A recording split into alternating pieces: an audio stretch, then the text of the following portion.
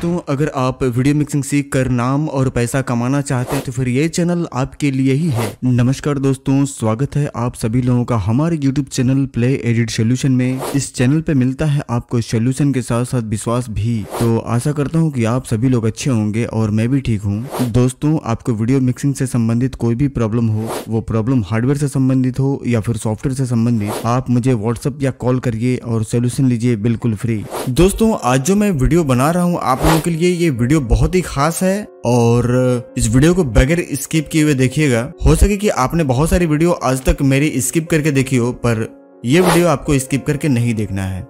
Set as sequence का ना होना, इसके बारे में एक कंप्लीट मैं ट्यूटोरियल आज बना रहा हूं और आज मैं पूरे तरीके से ये क्लियर करा दूंगा कि सेट एज सीक्वेंस ना होने के पीछे का कारण क्या है, और एक कारण है या फिर एक से अधिक कारण है, और अगर एक से अधिक कारण है तो वो कारण कहां से आता है, ये गलती कहां से होती है कि सारे जो वीडियो क्लिप हैं हमारे बिन के अंदर सेट एज सीक्वेंस नहीं होते हैं। आज इन्हीं सब बिंदुओं पे बात करेंगे और बारीकी से एक दूसरे से सीखेंगे कि हम किस तरीके से अपने बिन में उठाए हुए सारे वीडियो क्लिप को, जैसे कि 100, 150, 200, 500 या 1000 की संख्या में है, और हम एक बार राइट क्लिक करके ऑल सेलेक्ट करके हम उसे सेट एज सीक्वेंस कर लें। बता दो दोस्तों कि ऐसा कोई भी आज तक एडिटर नहीं होगा जब से वो काम कर रहे हैं तब से सेट एज सीक्वेंस को लेकर के ना फंसे हों। अगर आपने भी कभी इस प्रॉब्लम को फेस किया है तो कमेंट करके जरूर बताइएगा। तो चलिए दोस्तों, करते हैं वीडियो को स्टार्ट और सीखते हैं कि सेट एज सीक्वेंस ना होने के पीछे का कितना कारण है। तो सबसे पहले मैं आप लोगों को ये बता दूं दोस्तों कि आज मैं किस फुटेज के ऊपर ये एक्सपेरिमेंट करके दिखाने वाला हूँ।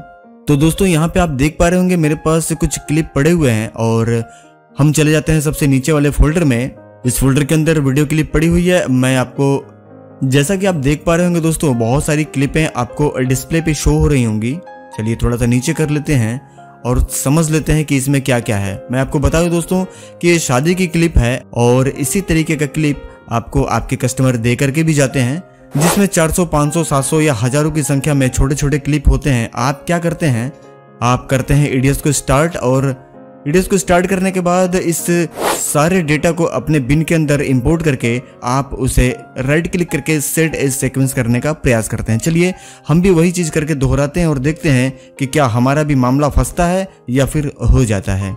मैं आप लोगों को बता दूं दोस्तों कि मैं चलाता हूं एडीएस 10 लाइसेंस वर्जन, और आप चाहे एडीएस 8 चला रहे हो, एडीएस 9, एडीएस 7 या फिर एडीएस 10, सारे एडीएस के वर्जन में काम करने का जो फंडामेंटल है वो सब एक जैसा ही होता है। चलिए हम यहाँ पे न्यू प्रीसेट पे क्लिक कर लेते हैं। न्यू प्रीसेट पे क्लिक करने के बाद हम यहाँ पे फाइल ले लेते हैं 1920 × 1080 25p 16.9 8 बिट और 2 चैनल। ये लेने के बाद दोस्तों हम करते हैं यहाँ पे ओके करने के बाद दोस्तों इस तरीके का कुछ इंटरफेस आपके सामने खुल करके आपके एडीएस का आ जाता होगा। अब क्या करते होंगे आप करते हैं बिन के अंदर डबल क्लिक। तो दोस्तों चले जाते हैं उसी फोल्डर में जहां से हमें डेटा उठाना है, और ये सामने क्लिप आप देख पा रहे होंगे। हम क्या करेंगे, हम करेंगे एक को सिलेक्ट और यहाँ से कीबोर्ड से प्रेस करेंगे कंट्रोल ए प्रेस करने के बाद ये हमारा सारा सेलेक्ट हो जाता है, और हम सिंपली यहाँ से कर देते हैं ओपन करने के बाद आप देख पा रहे होंगे दोस्तों ये सारे क्लिप हमारे बिन के अंदर आ गए हैं, और बिन के अंदर आने के बाद ये सारे के सारे हाईलाइट हैं, ठीक है।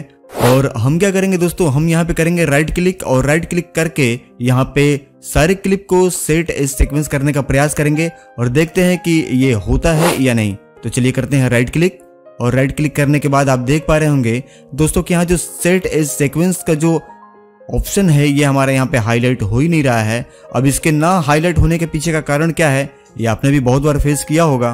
तो आइए दोस्तों इस प्रॉब्लम को बेहतर तरीके से समझ लेते हैं कि आने वाले समय में अगर ये प्रॉब्लम आपके सामने आती है तो आपको YouTube पे फिर दूसरा वीडियो ना देखना पड़े। सबसे पहले ये प्रॉब्लम आने के पीछे का जो कारण है दोस्तों वो मैं आप लोगों को बता दूं कि ये जो कारण आता है ये तब आता है जब किसी एक ही कैमरे से 2 अलग अलग फॉर्मेट में या फिर 2 अलग अलग फ्रेम साइज में किसी वीडियो को शूट कर दिया जाए। कहने का मतलब ये है कि जैसे कि अगर आपके पास 500 क्लिप किसी शादी का डेटा आपके पास किसी मेमोरी कार्ड में या फिर पेन ड्राइव में आया हुआ है, लेकिन जिस कैमरामैन ने उनको शूट किया है उस शादी के फुटेज को, और अगर उन्होंने 500 क्लिप में अगर एक भी क्लिप 1280 या 720 पे अगर उन्होंने शूट कर दिया है तो वो आपका राइट क्लिक करने के बाद सेट एज सीक्वेंस नहीं होगा। मैं दोबारा फिर दोहरा देता हूं कि अगर सारे क्लिप आपके फुल एचडी यानी कि 1920 × 1080 पे है, पर अगर एक भी क्लिप उसमें 1280 या 1440 या फिर 720 पे है, तो फिर आप उसे राइट क्लिक करके सेट एज सीक्वेंस नहीं कर पाएंगे। ये तो थी दोस्तों पहली बीमारी। और दूसरी बीमारी कहां से आती है वो भी मैं आप लोगों को क्लियर करा देता हूं कि अगर आपके पास 300 से 400 अगर क्लिपें आई हैं और सारा का सारा आपका फुल एचडी पे ही शूट है, फिर भी आपका राइट क्लिक करके आपका सेट एज सीक्वेंस नहीं होता है, तो मैं आपको बता दूं दोस्तों कि अगर उसमें एक भी फुटेज जेपीजी है, यानी कि अगर वीडियो फाइल के अंदर फोटो घुसा हुआ है जेपीजी फाइल, तो भी आप राइट क्लिक करके उसको सेट एज सीक्वेंस नहीं कर सकते हैं।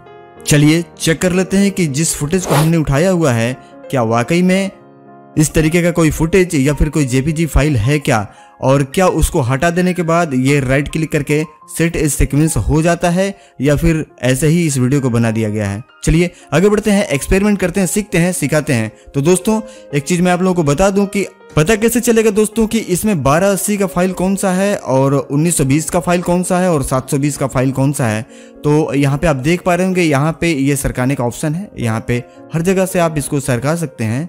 तो हम कहाँ सरकाएंगे, तो समझ लेते हैं दोस्तों बिन के अंदर के फंक्शन को, तभी हम इसको क्लियर कर पाएंगे। सबसे पहले यहाँ पे क्लिप नाम शो कर रहा है, यानी कि हमारे डेटा का जो नाम है वो यहाँ पे शो कर रहा है। उसके आगे शो कर रहा है कि क्लिप का जो कलर है ये सारे डिफॉल्ट कलर में ही रखा गया है। उसके बाद क्लिप का टाइप क्या है, तो यहाँ पे आप देख पा रहे होंगे, यहाँ पे टाइप लिख रहा है कि यहाँ वीडियो है या स्टिल फुटेज है वगैरह वगैरह, यहाँ पे आपका ये शो करेगा।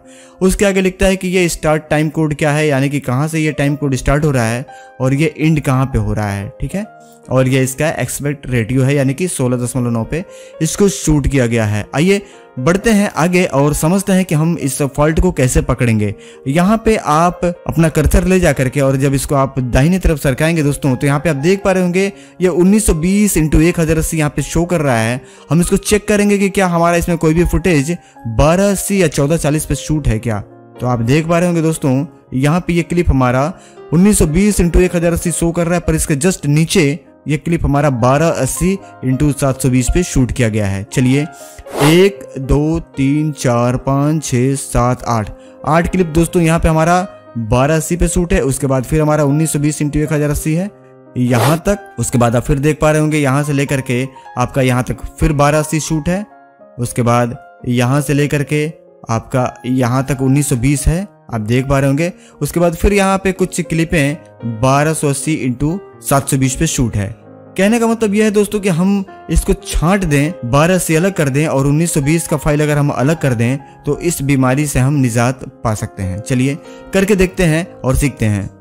बता दूं दोस्तों कि क्लिपें बहुत सारी हैं और इनको छांट पाना लगभग बहुत टाइम लग जाएगा, तो एक इसका मैं आपको शॉर्टकट भी बता देता हूं। जैसे कि आप अगर ये देख पा रहे हैं कि 1280 और 1920 का दोनों फाइल अगर सेम है, तो 1280 के सारे फाइल को आप यहाँ से डिलीट कर सकते हैं। जैसा कि मैं डिलीट करके आपको दिखा देता हूँ। 1280 के मैंने फाइलें डिलीट कर दी। आगे बढ़ते हैं दोस्तों, और यहाँ पे आप फिर देख पा रहे होंगे एक 1280 का क्लिप यहाँ पे, मैं इसे भी कर देता हूँ डिलीट। दोस्तों जैसा कि आप देख पा रहे हैं, मैंने जितने भी इसमें 1280 के फ्रेम साइज पे शूट किया हुआ वीडियो था, मैंने सारा बिन के अंदर से डिलीट कर दिया हुआ है। बिन के अंदर से डिलीट कर देने का मतलब यह है दोस्तों कि जहां पे मैंने जिस फोल्डर से इसको उठाया हुआ था उस फोल्डर में अभी भी इसका डेटा पड़ा हुआ है। ऐसा नहीं कि मैंने बिन से डिलीट कर दिया तो ये कंप्यूटर के अंदर से डिलीट हो गया, ऐसा बिल्कुल भी नहीं है। ये हमारा जहाँ मेन डेटा है वहाँ पे पड़ा हुआ है। अब हम करते हैं इसको राइट क्लिक करके ऑल सेलेक्ट करते हैं, ऑल सेलेक्ट करके और राइट क्लिक करके सेट एज सीक्वेंस करने का प्रयास करते हैं और देख पा रहे हैं कि अभी भी नहीं हो रहा है। क्यों? क्योंकि आपने देखा होगा दोस्तों ऊपर अभी भी इसमें जेपीजी फोटो पड़ा हुआ है। तो मैं आपको बताऊं दोस्तों कि अगर जेपीजी फाइल एक भी रहेगा तो आपका सेट एज सीक्वेंस नहीं होगा। जेपीजी फाइल दोस्तों इस फुटेज के अंदर नहीं थी, मैंने जानबूझकर के इसमें पेस्ट किया हुआ है ताकि मैं आप लोगों को समझा सकूं कि अगर एक भी जेपीजी है तो ये आपका सेट एज सीक्वेंस नहीं होने देगा। चलिए हम यहाँ पे जेपीजी फाइल को भी कर देते हैं डिलीट और ऊपर हमारा एक सीक्वेंस है, सीक्वेंस को हम छोड़ करके ऑल सिलेक्ट करेंगे और यहाँ पे राइट क्लिक करेंगे। तो अब आप देख पा रहे होंगे दोस्तों कि यहाँ पे सेट एज सीक्वेंस का ऑप्शन हमारा हाईलाइट हो चुका है और हम करते हैं इस पे क्लिक। क्लिक करने के साथ साथ हमारा पूरा डेटा एक सीक्वेंस में आ चुका है और हमारा टाइमलाइन पे यहाँ पे शो कर रहा है। ठीक है, ऑडियो को कर देता हूं म्यूट और मैं आपको प्ले करके दिखा भी देता हूं।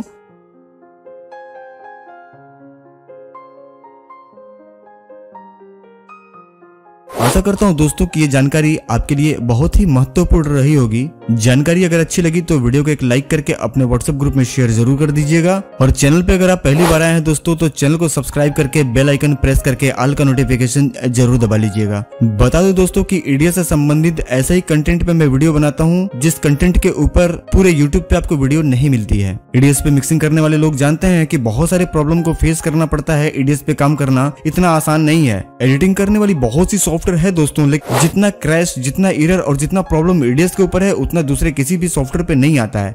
लेकिन एक बात और भी सच है दोस्तों कि जितनी आसानी से ईडीएस के ऊपर काम हो जाता है और जितना कम पैसे में हम ईडीएस का सेटअप लगवा सकते हैं उतना सस्ता दूसरा किसी भी कंपनी का कोई भी सेटअप हम नहीं लगवा सकते। यही वजह है दोस्तों कि अपने इंडिया में सबसे ज्यादा यूजर ईडीएस के हैं।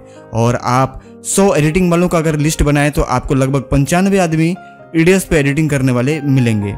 तो आगे से आपको ध्यान रखना है दोस्तों कि जब भी आपकी क्लिप सेट एज सीक्वेंस ना हो तो आपको इस बात का ध्यान दे लेना है दोस्तों कि 1920x1080 के फाइल के साथ साथ अगर 1280 या 1440 का एक भी वीडियो फाइल है तो वो सेट एज सीक्वेंस नहीं होगा। और अगर उसके अंदर एक भी फोटो क्लिप यानी कि जेपीजी फाइल है तो भी वो राइट क्लिक करने पे आपका सेट एज सीक्वेंस नहीं होगा। जानकारी बहुत ही महत्वपूर्ण थी दोस्तों, तो अपने व्हाट्सएप ग्रुप में इस वीडियो को एक शेयर जरूर कर दीजिएगा और आपके द्वारा किए गए एक शेयर हो सके कि किसी की बहुत बड़े परेशानी का एक हल बन जाए।